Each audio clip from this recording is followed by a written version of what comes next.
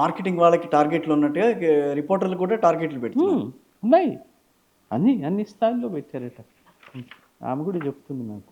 ఇది చేయటానికి ఏం లేదా ఇంకా? వర్కింగ్ క్లాస్తో, ఎంప్లాయీస్తో, అదర్ ఆర్గనైజేషన్స్తో, ఇండస్ట్రియల్ లేబర్తో అందరితో కలిసి మనం కూడా వాళ్ళు భాగం పంచుకుంటే తప్ప ఇప్పుడు నెలకొన్న అత్యంత ప్రమాదాన్ని ఎదుర్కొనే అవకాశం లేదు.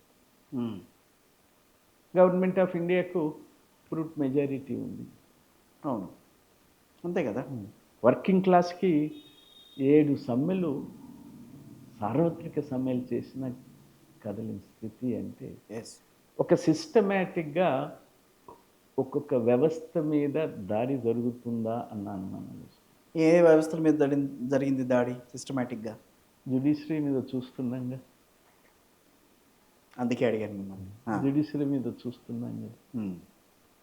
ఎగ్జిక్యూటివ్ వారి చేతుల్లోనే ఉంది. ఎగ్జిక్యూటివ్ వాళ్ళ చేతిలోనే ఉంటుంది. Legislature majority. Fourth estate. So దాన్ని కూడా తన కబంధ హస్తాల్లో ఉంచుకునే ప్రయత్నం.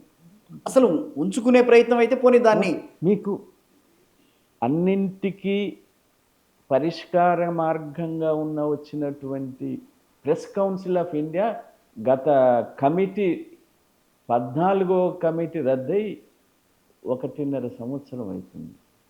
రీకాన్స్టిట్యూషన్ చైర్మన్ కూడా లేకుండా పోయారు.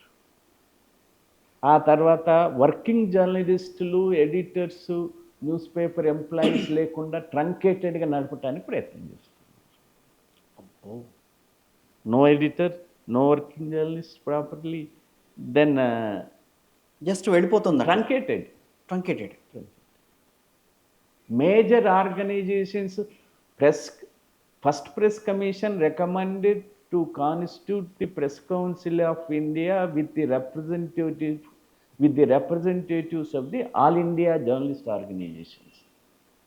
మొన్నటి వరకు నడిచింది. 13th organisation